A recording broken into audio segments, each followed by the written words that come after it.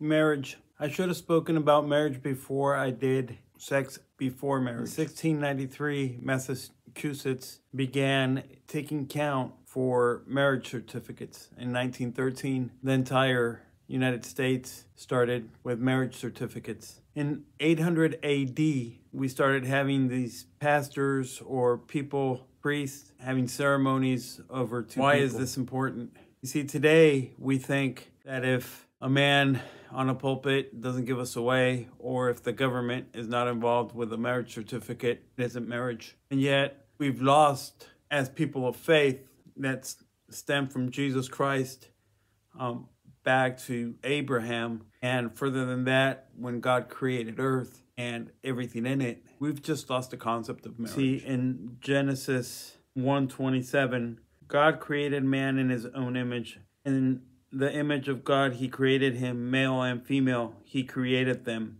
God blessed them, and God said to them, "Be fruitful and multiply, and fill the earth and subdue it, and rule over the fish," etc., etc. Then in Genesis 2:24, "For this reason a man shall leave his father and his mother and be joined to his wife, and they shall become one flesh. And the man and his wife were both naked and were not ashamed." You know, everything that has become, like, we complain about Christmas. I think it's funny that we complain about Christmas because everybody says it's become about gifts, and we've lost the concept of what it really means.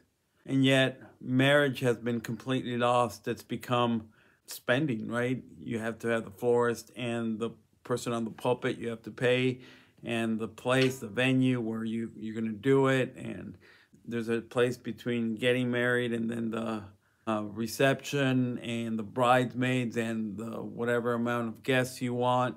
And it's all about spending when marriage should be a lot simpler. So Abraham sends his servant to find Isaac a wife. And the servant arrives at Mesopotamia to the well. And it's almost time for the single women, the young women, to come out and get water from the well. So he says, you know, "Whoever gives me to drink and my camels, let her be the one." So Rebecca comes and he says, "Can I have something to drink?" And as he's drinking, before he can ask about the camels, she decides to drink from, give him the camels drink. And it says here, Rebecca, who was born to Bethuel, the son of Milcah, the wife of Abraham's brother Nahor, came out with her jar on her shoulder. So the servant asked Rebecca if they can go to the house where the camels can rest, and so can he.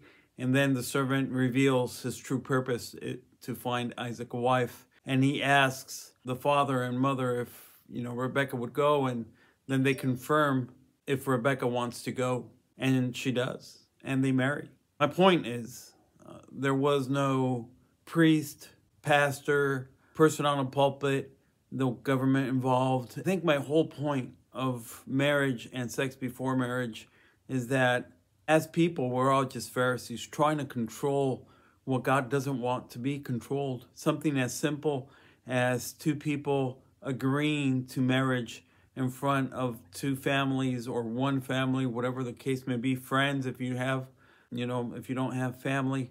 Like in my case, when I do find the right person, all it will be is an exchange between my son and I and my bride and whatever family she has over anything else. That's it. And I just want it to be a real wedding in front of God and dedicated to glorifying God and our families. And if there's anything to give, may it go to her and her security if I pass away. So marriage, biblically speaking, is not the pastor, is not a ceremony.